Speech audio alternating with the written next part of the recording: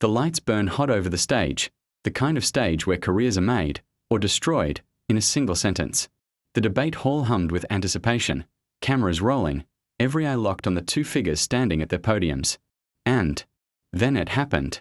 The moment so raw, so venomous, that the entire room froze in disbelief. Karoline Leavitt leaned into her microphone, eyes narrowed with the sharpness of a blade, and spat the words that instantly cut through the silence. Go. Back to India. The insult wasn't just heard, it reverberated. Gasps shot through the audience like lightning. Some clutched their chests, others whispered in stunned voices, and within seconds, phones lit up, capturing the exchange that was already destined to ripple across America. The camera flashes turned the stage into a battleground, every angle, broadcasting this eruption of raw prejudice. Anchors in distant studios froze mid-sentence as their earpieces screamed with breaking alerts. The air itself seemed to shift. The smug smirk on Karoline's face lingered, as if she believed she had landed the final blow. But across from her, Kash Patel didn't flinch. He didn't lunge at the bait. He stood still, calm, with an almost eerie quietness that contrasted. The chaos erupting around him. His silence became heavier than her words. The crowd murmured, waiting, hungry for a response, and this wasn't just another insult.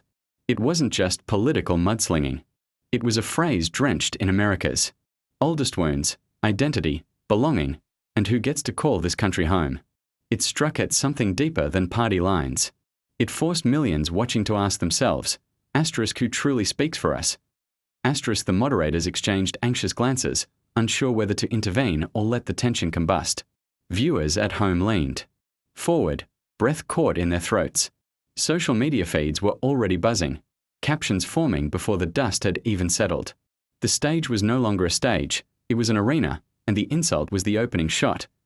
But what nobody in that hall expected, not the audience, not the moderators, not even Karoline herself, was that in the next few moments, Kash Patel would shatter her smugness with a response so calm, so precise, that it would leave the entire country reeling, and with the nation's eyes locked on him, he finally parted his lips, ready to deliver a comeback that would echo far beyond the debate.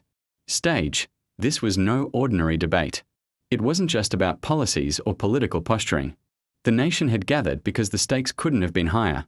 Kash Patel stood as the nominee for one of the most sensitive positions in American democracy, a role tied directly to national security and the FBI. His every word, his every move, was being watched by millions. It was more than a confirmation battle. It was a reflection of the country's deepest divisions, a mirror held up to the soul of America. Karoline Leavitt knew this, and she thrived on it. She didn't want a debate, she wanted a spectacle. Every sharp remark, every loaded phrase, was aimed not just at Kash Patel but at the millions of Americans who saw themselves in him. Immigrants, minorities, children of hard-working parents, people who had clawed their way through obstacles just to be recognized as equals. Karoline wasn't just attacking Patel, she was attacking that very story. The media understood the weight of the moment. Hours before the debate even began, cable news anchors were already spinning it as the showdown that could define the year. Pundits framed it as a battle between two competing visions of America, one rooted in diversity and sacrifice, the other in exclusion and division. Hashtags like **# hashtag Patel vs Leavitt *** and **# hashtag debate showdown ** trended before the first insult was even thrown. Twitter threads lit up with predictions, some cheering for Patel's calm intellect, others rallying behind Leavitt's firebrand aggression. The entire country was bracing for sparks, and when that first spark flew, when Karoline spat out the words "go back to India," the stakes skyrocketed.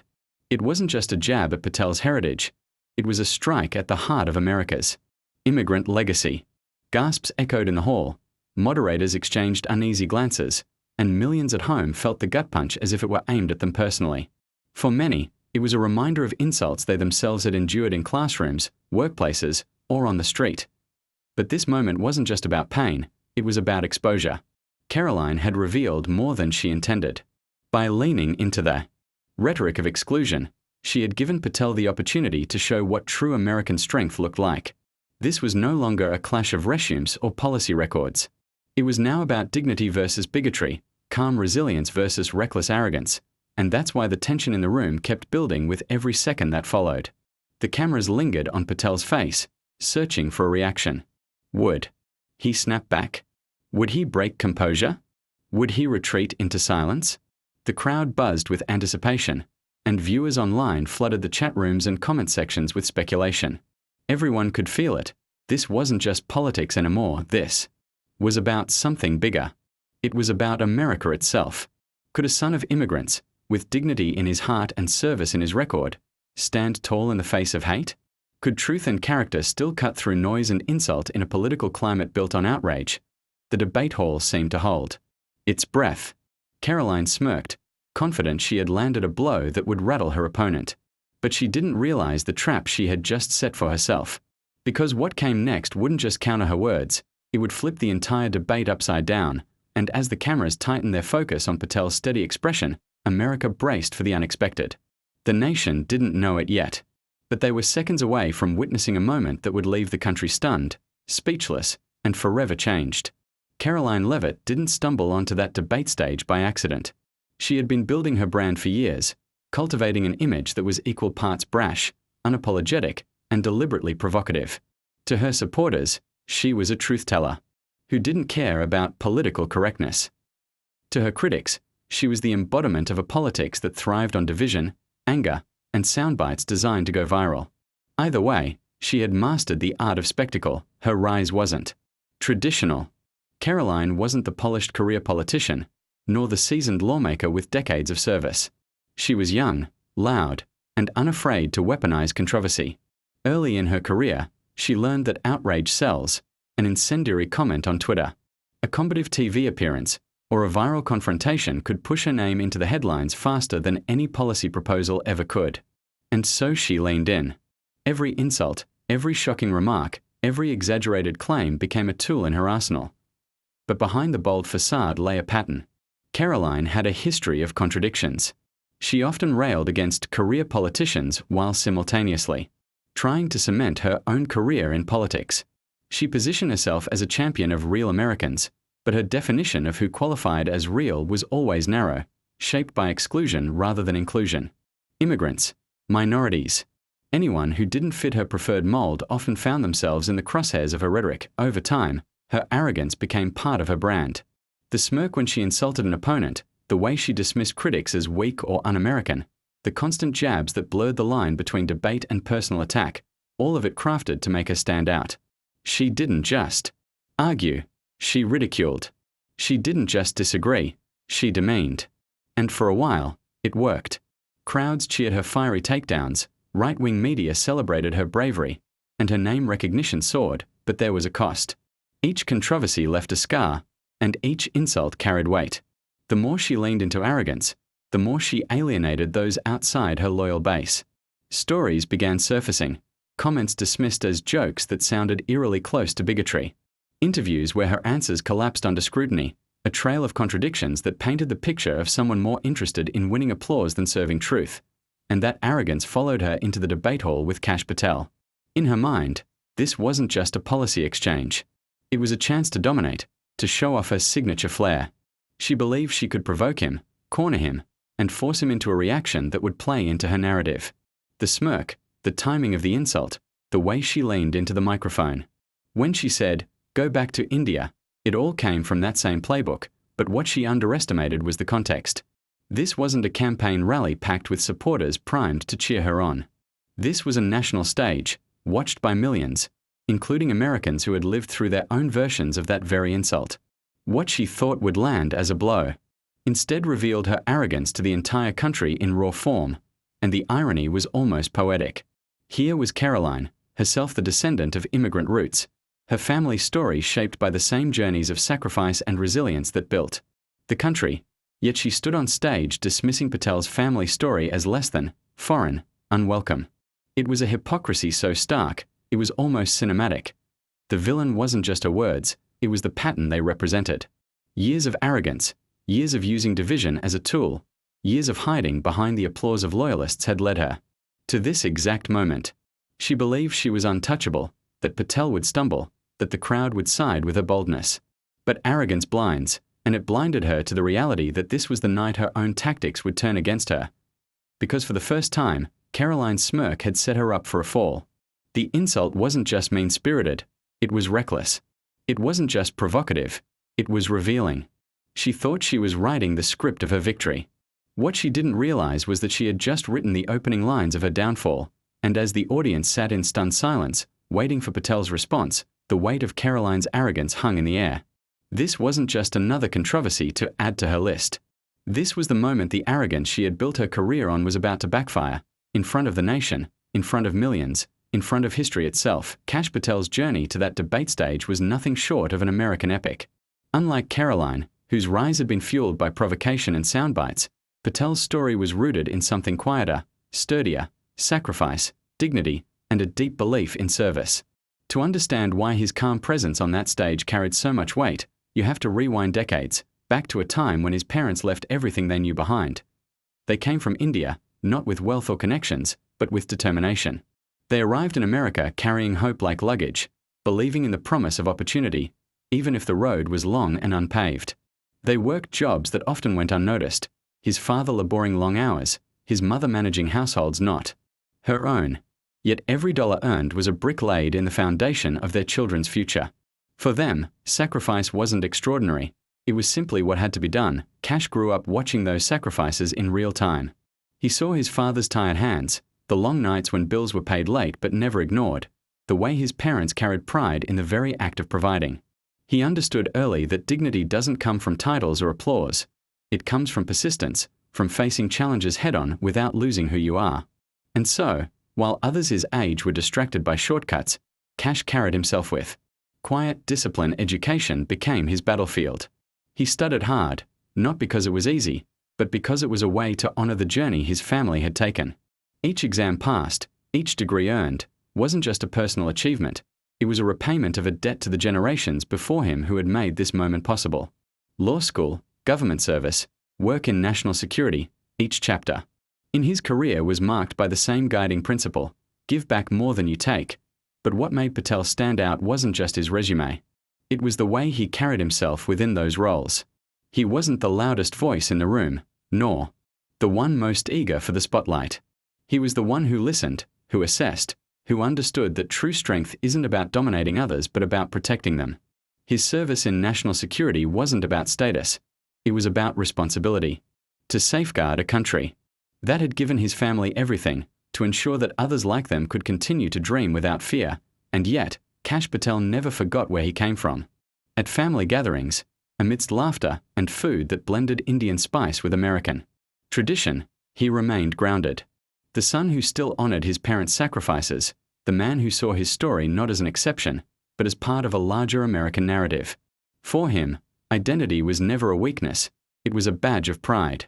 The child of immigrants who had built his life brick by brick in the very nation that someone like Karoline now claimed he didn't belong to. That's why, when he stood on that debate stage, he didn't need to shout to command attention.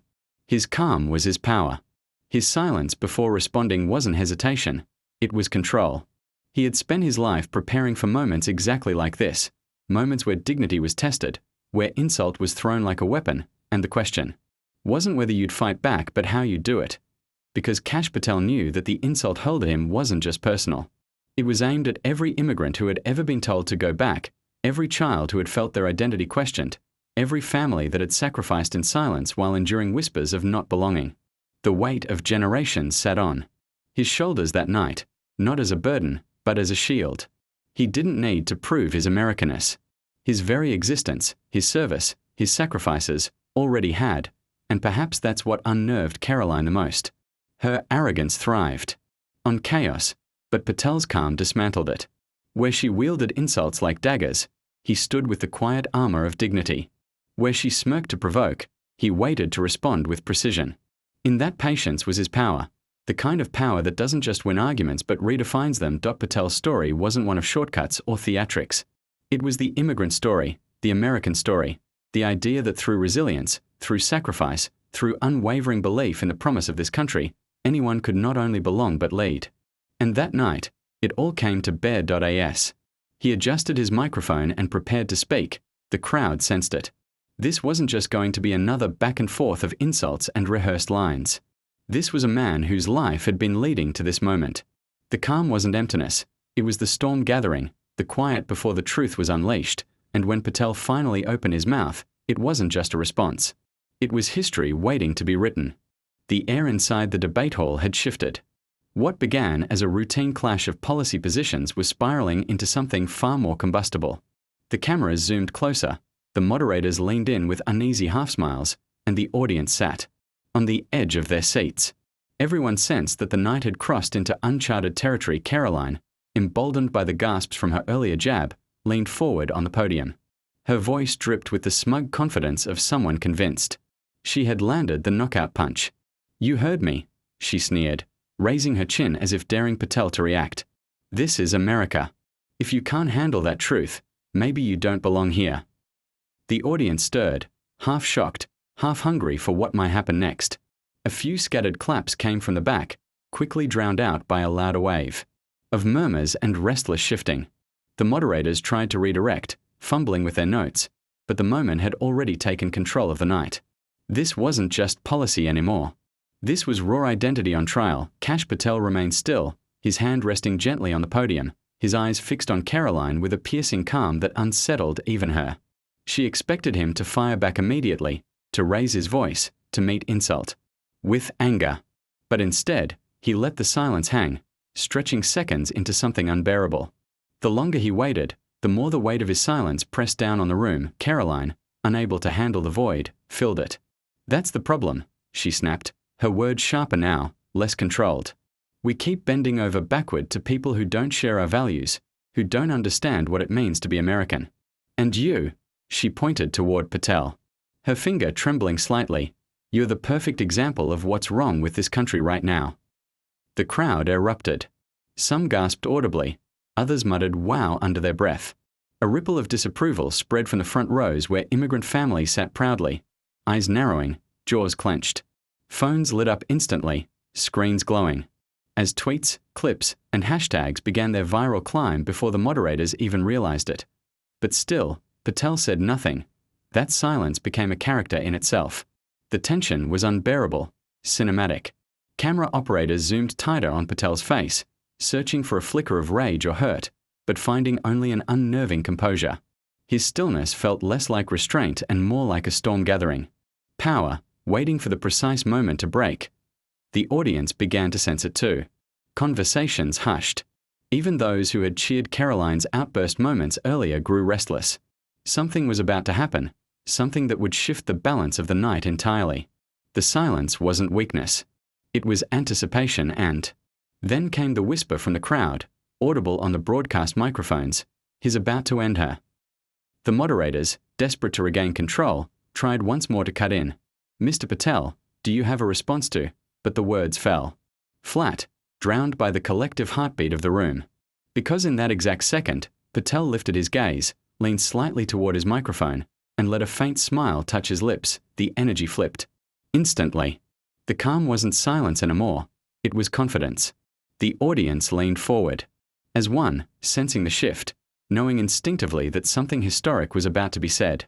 Even Karoline faltered, her smirk wavering, her finger lowering as though her own instincts told her she'd pushed too far. And then Patel drew in a slow breath, tilted his head, and spoke with measured precision. One sentence, sharp, steady, and devastating enough to change the entire trajectory of the night. The crowd froze.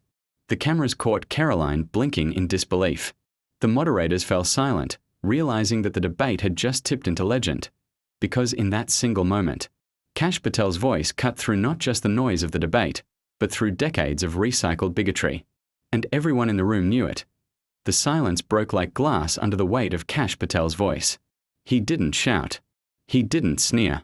Instead, his tone was steady, calm, like the kind of calm that comes from knowing you're about to dismantle someone without breaking a sweat. "You tell me to go back to India," Patel began, his words sharp enough to cut the air itself. "But let me remind you, my parents came here with nothing but determination, and they built a life. They worked long hours, they paid their taxes, they sacrificed so I could stand here tonight on this stage, answering for my country. That's the American story. That's patriotism. Not what you just displayed." The room reacted instantly. A low rumble of applause swelled into claps that grew louder with every sentence.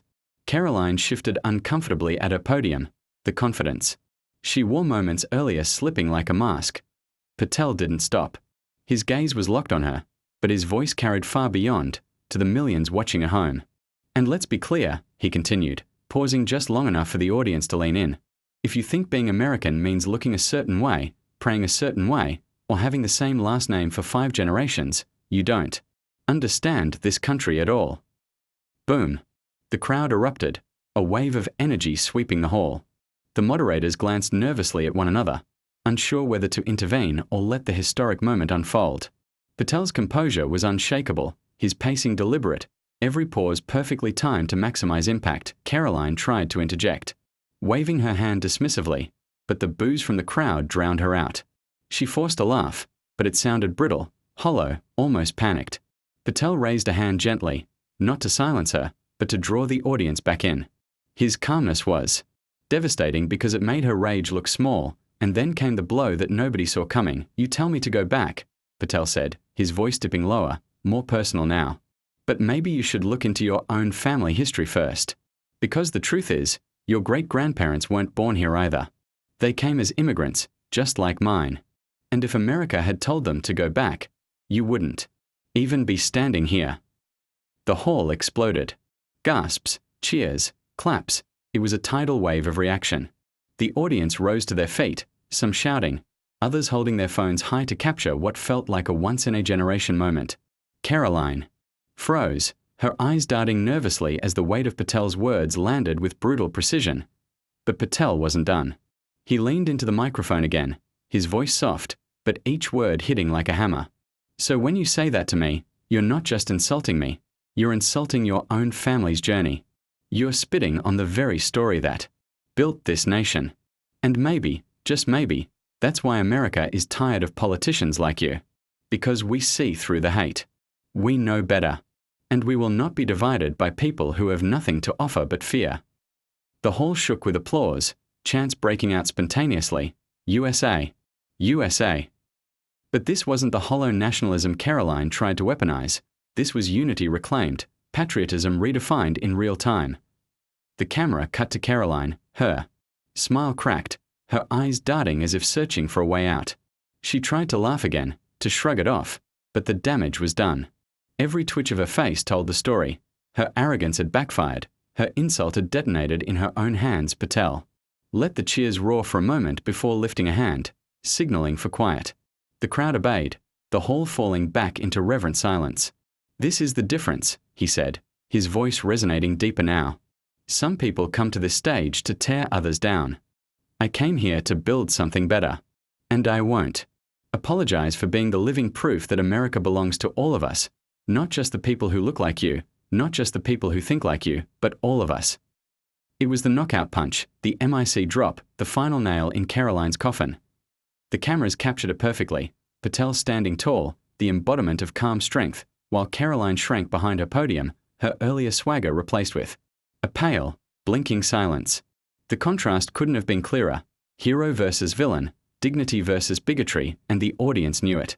They were no longer just watching a debate. They were witnessing a turning point as the moderators stumbled to regain control. Trending hashtags were already erupting across the internet. *#hashtag PatelMIC drop, hashtag go back backfires, hashtag Patel for America. ***.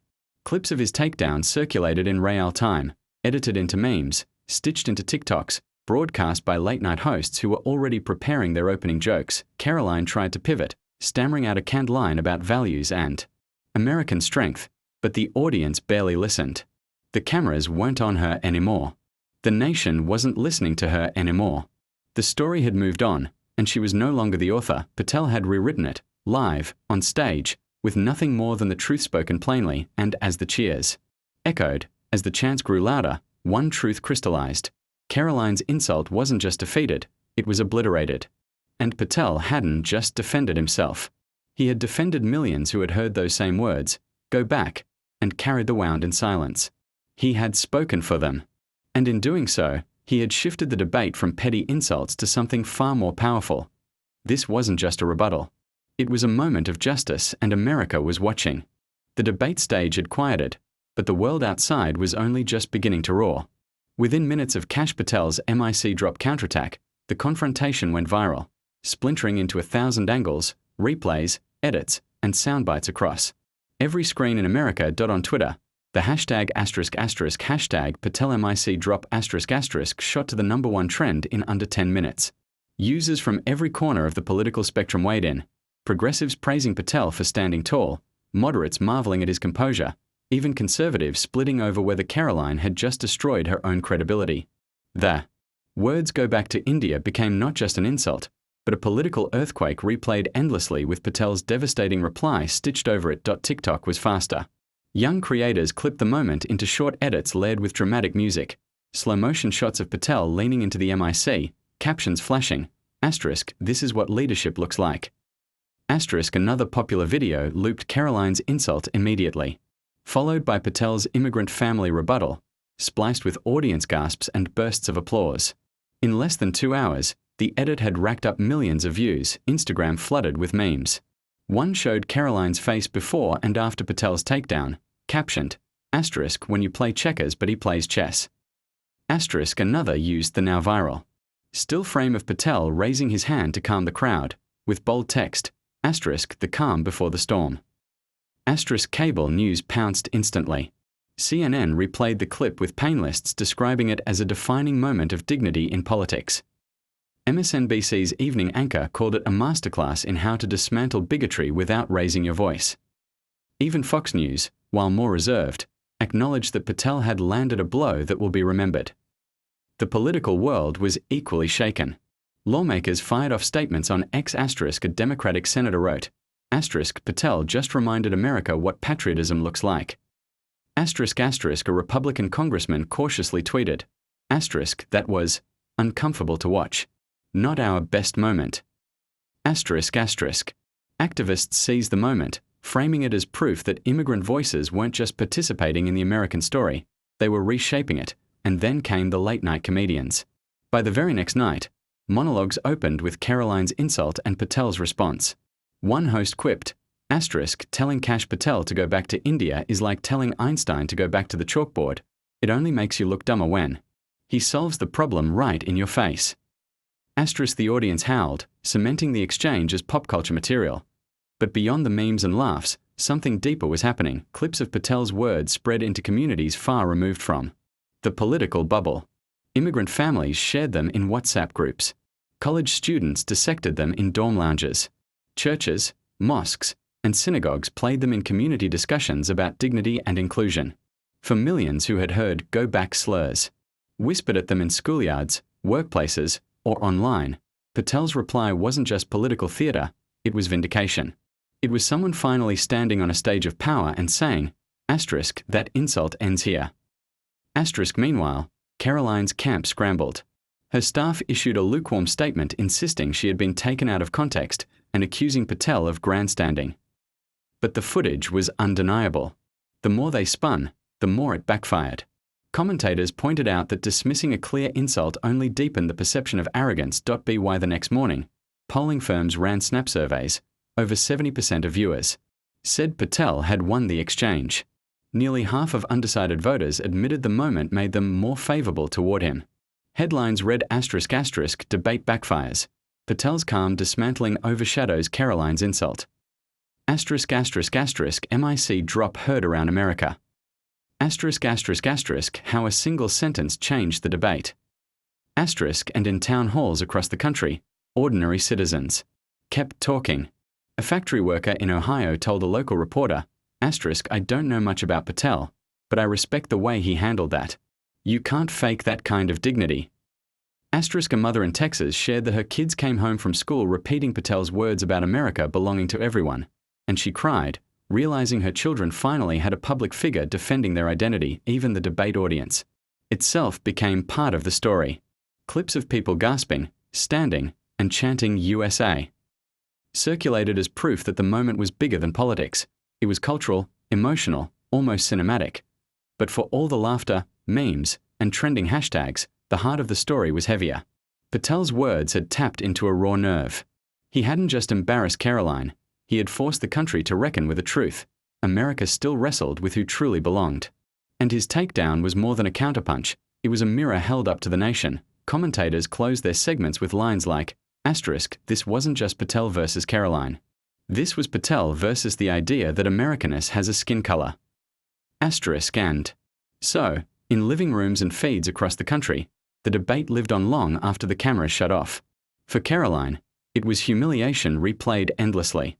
For Patel, it was triumph, but also responsibility, as millions looked to him as a voice for something greater than politics. The shockwaves weren't fading. They were only growing, the dust of the debate slowly settled, but the meaning of what had happened lingered in the minds of millions. Kash Patel didn't just win an argument, he reframed the entire conversation about belonging, dignity, and what it truly means to be American. In the hours and days that followed, people began replaying not just the insult, not just the viral memes, but Patel's calm and deliberate words about sacrifice, about family, about the generations of immigrants who had poured their sweat into building the foundation of the nation. He didn't need to raise his voice or throw back another insult. Instead, he chose a higher ground, reminding everyone watching that dignity and truth are stronger than arrogance and hate. This was more than politics. It was a lesson in humanity. Patel's response highlighted something essential about America: that its strength has never come from shutting people out, but from lifting them up.